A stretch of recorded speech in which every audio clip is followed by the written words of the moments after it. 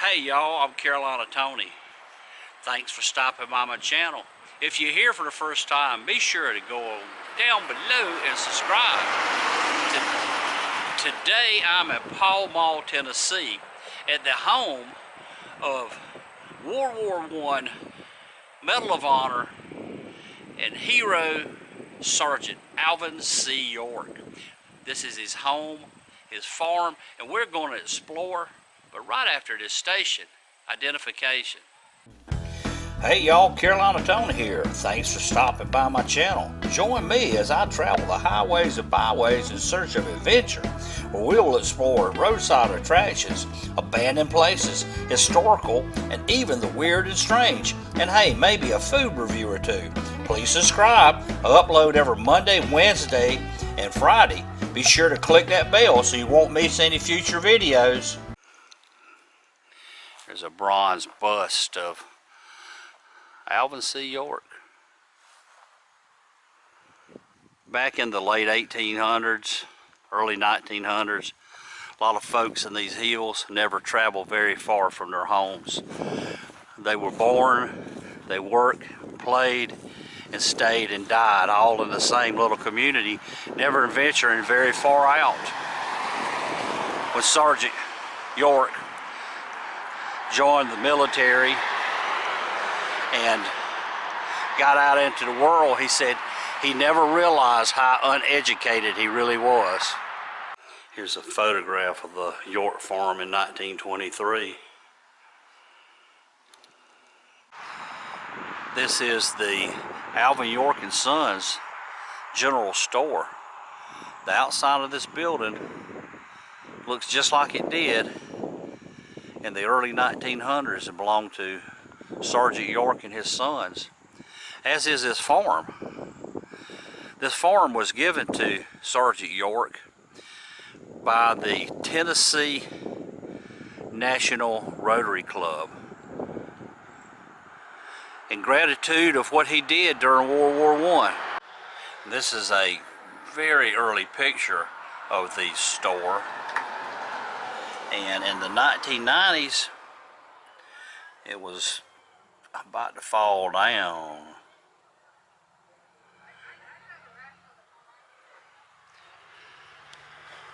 There's Alvin's brothers, Robert York, Sam York, and Alvin York, and his son Tommy. Of course, the inside of the general store was Alvin York's store, and it's been refurbished. But this is the original building.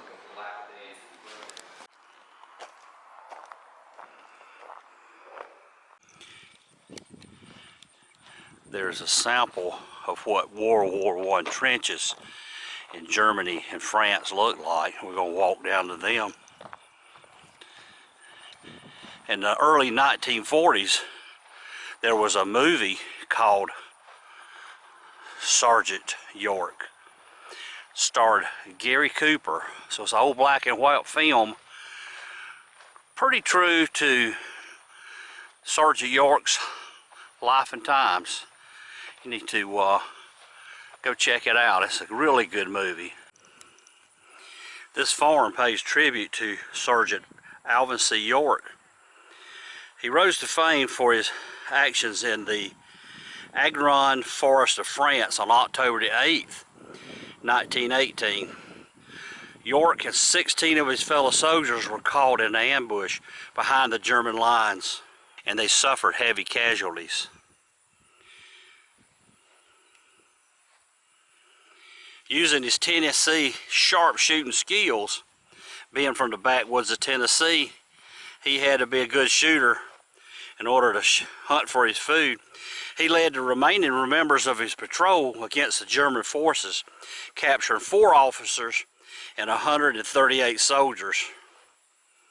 His actions from this battle earned him more than 40 awards, including the Congressional Medal of Honor and the French Croix de Guerre Award.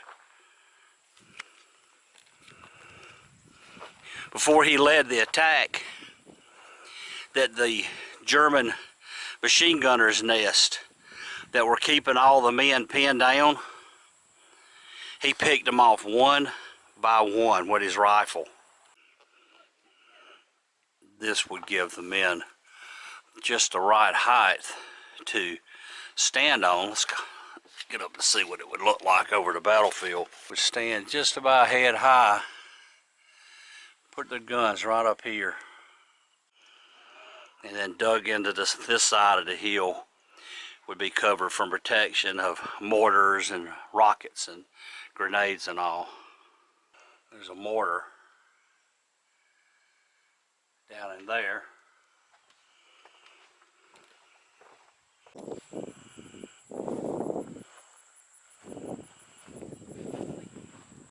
The Nashville Rotary Club began fundraising in 1919 to purchase this farm for Alvin and Gracie York.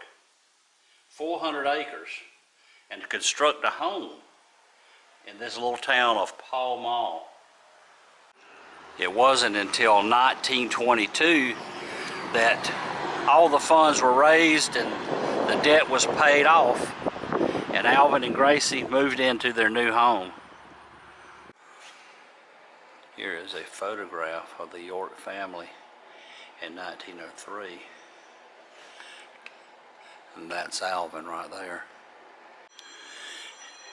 And here is the men of Company G, was in 1918. And Alvin is in the fourth row, fourth from the left, so that would be him right here. This mill was purchased by Alvin York in 1942. It would operate until his death until 1964, but his sons and brothers would run it most of the time because he would be away during the 1940s providing aid for the U.S. war effort. In 1967, Sergeant York's wife, Gracie, she sold this mill to the state of Tennessee so they would preserve it. In this trough, the water would fill up and go past that turbine, turning it, and in turning the grist mill. Here is an actual water turbine. You can see the water would go against this and turn the turbine.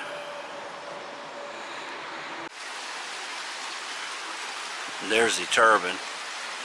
I'm sure it hasn't turned in many years. And here is the shaft as it comes up, and you can see the shaft goes around, turns the gear, is converted over there into belt-driven shaft upstairs. And of course a larger belt would connect that pulley to go through there to turn the grist mill itself, and the grist mill rocks are in that box there. After the corn was ground into meal, it would be diverted through little wooden troughs and actually go into these boxes.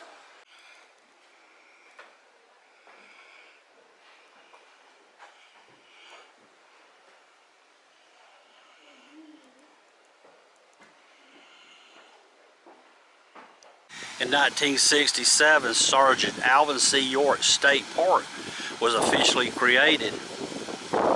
However, initially, it only included the grist mill and a few acres of land along the river.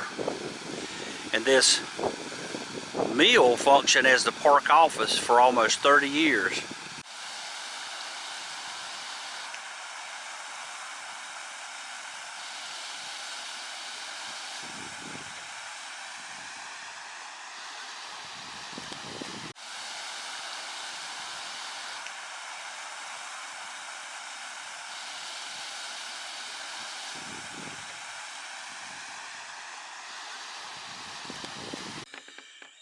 This little country church, when Alvin was drafted into the military, he was drafted in as a conscientious objector in 1917.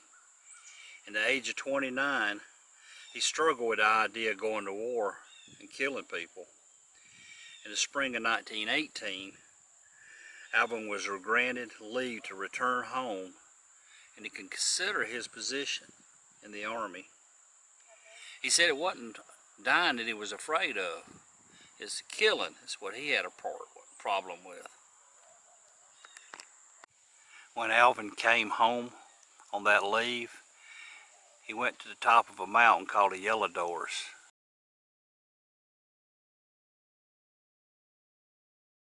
It's a place that the locals called, and he stayed there for 2 days and prayed until he became to terms with his duty to God and to country.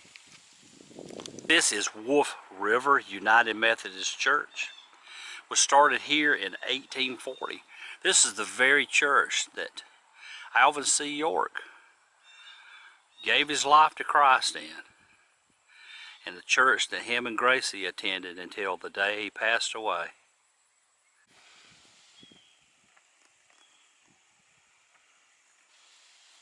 Gracie Loretta Williams York, born February the 7th, 1900. Died February 27th, 1984. Sargent Alvin Cullum York, born December the 13th, 1887, died September the 2nd, 1964. Something very interesting is towards the end of Sergeant York's life, the federal government wanted his body to lay in state in Nashville, and they'd been transferred to Washington, D.C. to be buried in Arlington National Cemetery. But he didn't want to have any part of that. He wanted to be brought back to these hills and laid next to his family and his friends that he knew, his home that he loved. Thank you for joining me on a tour of Sergeant York's farm. If you enjoyed this, please give me a big old thumbs up, and remember to tell your family and friends. But for now, y'all have a good day.